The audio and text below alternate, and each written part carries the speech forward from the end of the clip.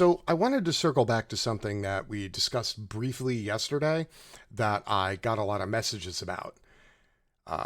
We were discussing how Trump has announced he's going to be holding his first campaign rally of the 2020 presidential season, and that he had picked the date, which coincides with Juneteenth and Tulsa, Oklahoma, as the location of his rally. And I got a lot of messages from people who either didn't know what Juneteenth was or didn't understand you know, the totality of all the dog whistles involved in Trump announcing this specific time and date location to kick off his presidential campaign. So I wanted to throw this tweet up real quick just to give it some context, and then I was going to double back. We're going to discuss briefly Juneteenth, Tulsa, Oklahoma, and Donald Trump's dog whistle to white supremacists, all three of which are factual, valid things. So Trump coming out in favor of keeping Confederate names on military bases and scheduling his first rally in Tulsa on Juneteenth is not just racist, it's flagrantly, deliberately, purposefully racist and cruel. You think they need votes in Oklahoma? Come on. Yeah, Oklahoma was a state that Trump won handily in 2016, and there's no reason to believe that he won't, take that state by double digits in 2020. So with the limited number of campaign events that candidates can have this year because of the COVID and all the restrictions and how late we are already into the political season, you would think that from a political strategy point of view, they would want to hold all their not white supremacist rallies in swing states or states where they're close enough to the margin that they need to whip up the local base. But no, it's not Trump style. Why whip up the local base when you could whip up every last person in the country by announcing this? So let's check what's in the news, and then I'm going to give you a little history lesson. Why Donald Trump's Juneteenth speech will be a disaster. More on this spiffy headline. We'll get back to this in a few. Remember the spiffy headline. Donald Trump will return to the 2020 campaign trail on June 19th in Tulsa, Oklahoma, a move freighted with racial symbolism and one almost certain to end poorly for the incumbent president. Again, we're going to get to that portion of the statement in a minute. The selection of Tulsa as the place where Trump returns to the stump and the date on which he is choosing to do it both suggest that Trump's long whispered about race speech in the wake of ongoing protests and unrest following the death of George Floyd will happen next Friday at a campaign rally, no less. Tulsa was the site of one of the most vicious acts of racial violence in American history, when in 1921, a mob of white people attacked a section of the city known as Greenwood, or quote, Black Wall Street, and murdered hundreds of African Americans. The event was the basis for HBO's Watchmen series. And June 19th, which has become commonly known and celebrated as Juneteenth, or quote, Emancipation Day, commemorates the anniversary of the reading of the General Orders Number 3, which officially informed slaves that they were free. So that's the basis for the historical context here. And of course, this is great. The African American community is very near and dear to his heart, said White House Press Secretary Kayla McEnany on Thursday of Trump's planned Tulsa rally on Juneteenth. He's working on rectifying injustices, so it's a meaningful day to him, and it's a day where we want to share some of the progress that's been made as we look forward and more that needs to be done. So I have a whole bunch of takeaways here. Number one, I honestly did not know that we had a press secretary. I honestly didn't know. I just assumed that after Sarah Huckabee Sanders left, that Donald Trump named himself press secretary and just tweeted out official messages. So that part was news to me. There you go. Look, people say you can't actually learn anything reading a CNN article. Turns out I can. Number two, this is a huge racist dog whistle. There's no question about it. This is where you hide your belief in a gray area, and you're relying on the great social contract that as long as somebody isn't being blatant about somebody, then something you don't call them out on it.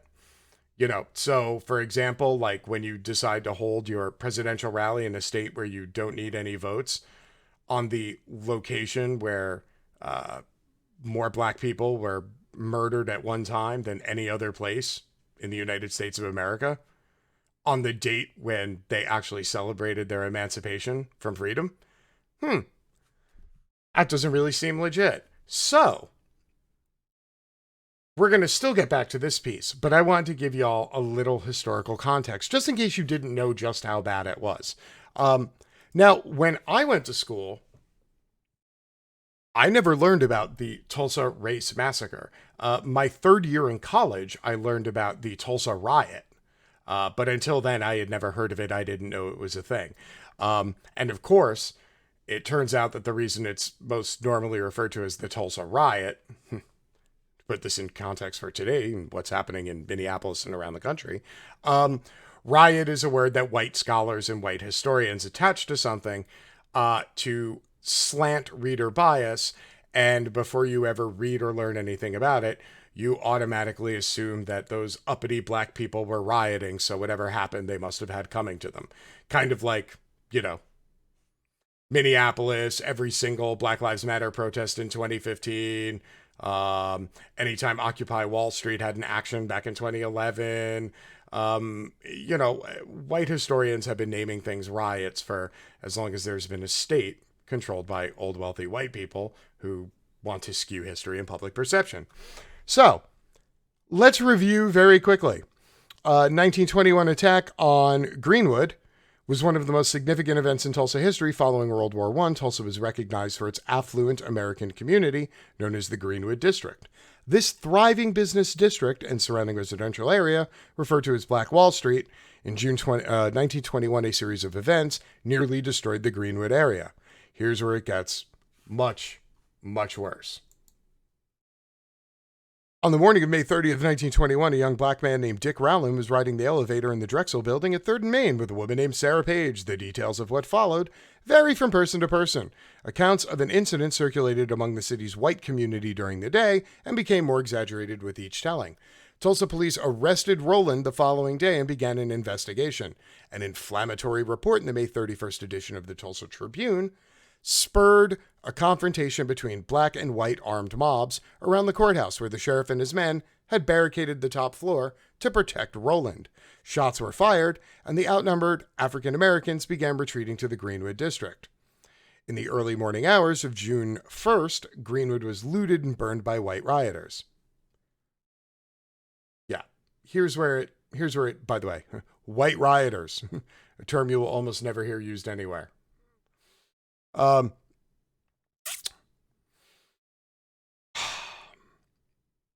This was so bad. Black Tulsans had every reason to believe Dick Rowland would be lynched after his arrest. His charges were later dismissed and highly suspect from the start. They had cause to believe that his personal safety and defense of the community depended on them alone. As hostile groups gathered and their confrontation worsened, municipal and county authorities failed to take actions or to calm or contain the situation. Stop me if any of that sounds familiar. At the eruption of violence, civil officials, white people, selected many men, all of them white, and some of them participants in that violence, and made those men their agents as deputies. In that capacity, deputies did not stem the violence, but added to it, often through overt acts that were themselves illegal. Public officials provided firearms and ammunition to individuals, again, all of them white. Units of the Oklahoma National Guard participated in the mass arrests of all or nearly all of Greenwood's residents. There were 10,000 black residents in Greenwood. They removed them to other parts of the city and detained them in holding centers. Entering the Greenwood district, people stole, damaged, or destroyed personal property left behind in homes and businesses. People, some of them agents of the government, also deliberately burned or otherwise destroyed homes credibly estimated to have numbered more than 1,000, along with virtually every other structure, including churches, schools, businesses, even a hospital and a library in the Greenwood district. Despite duties to preserve order and protect property, no government at any level offered adequate resistance, if any at all, to what amounted to the destruction of the Greenwood neighborhood. Although the exact total can never be determined, credible evidence makes it probable that many people, between 1 to 300, were killed during the massacre. So essentially what happened is the all-white city government deputized a whole bunch of white people who had already committed violence against black people in the Tulsa area, gave them all guns and ammunition. They went into the neighborhood. They rounded up all 10,000 black people that lived there, stole everything they wanted from all the businesses and homes, and then burned every last building to the ground while they kept them in concentration camps, where they beat them, tortured them, and murdered upwards of 300 of them before letting everybody go back out into the world and to return to their completely burned out shell of a home where they now had no money, no home, no belongings, no valuables, and were essentially left destitute.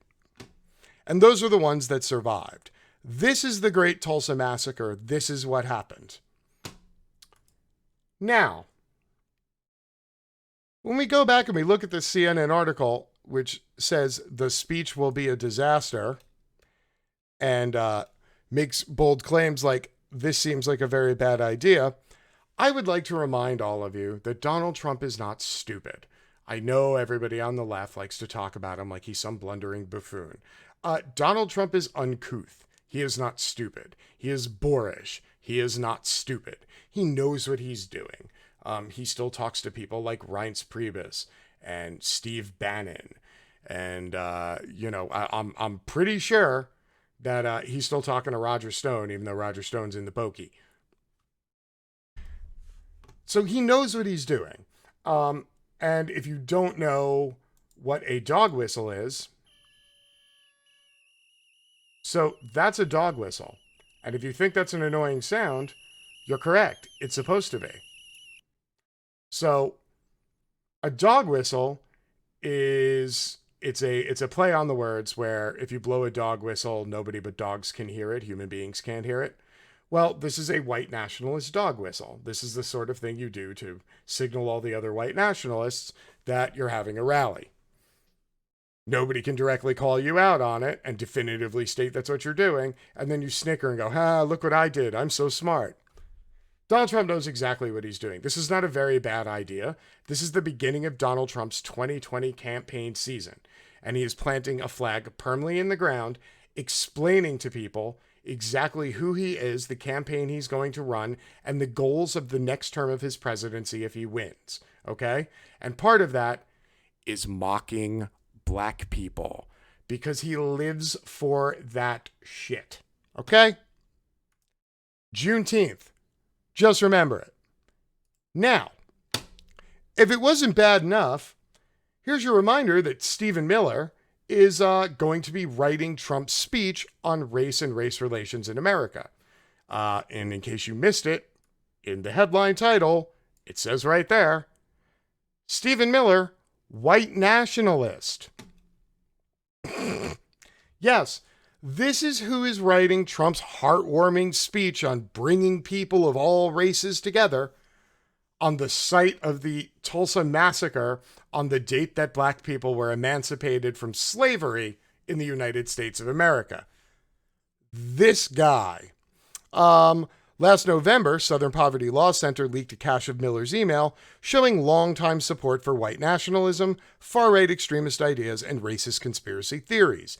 Miller, who co-authored President Trump's inaugural address, is the architect of Trump's zero-tolerance immigration policies, including family separations.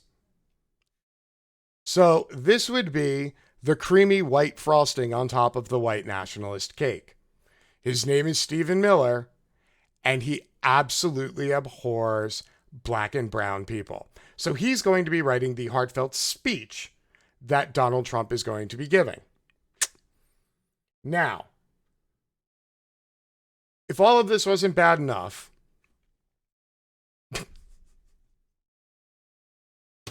if Trump gives you COVID-19 at his rally, you can't sue him. That's right. Not only is Trump bringing all the white nationalists out with that loud dog whistle, and if you missed it the first time, dog whistle.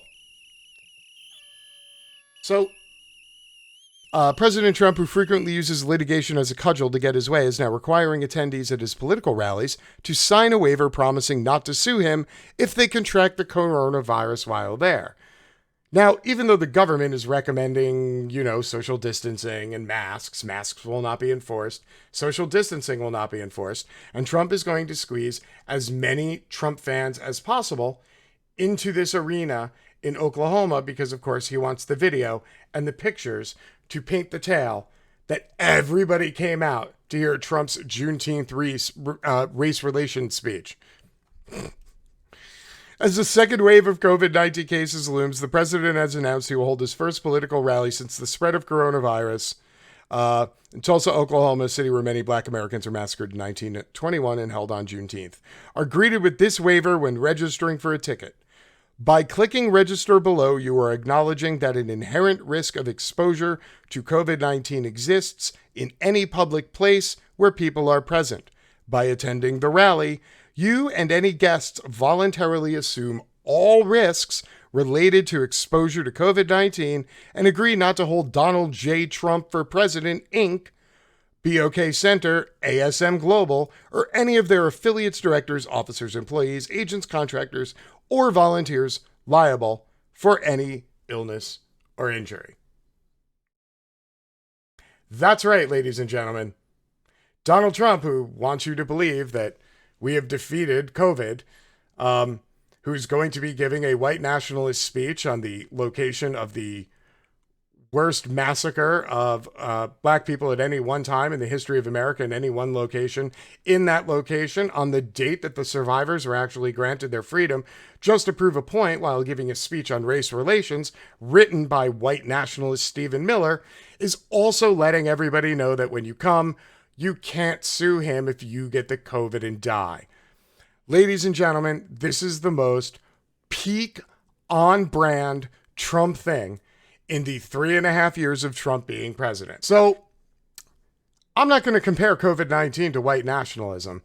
I'm just going to say that when you get a whole bunch of either jam-packed into a room, there are no legal protections, and everybody else is basically letting you know they assume bad things are going to happen. Buyer beware, the risk is yours.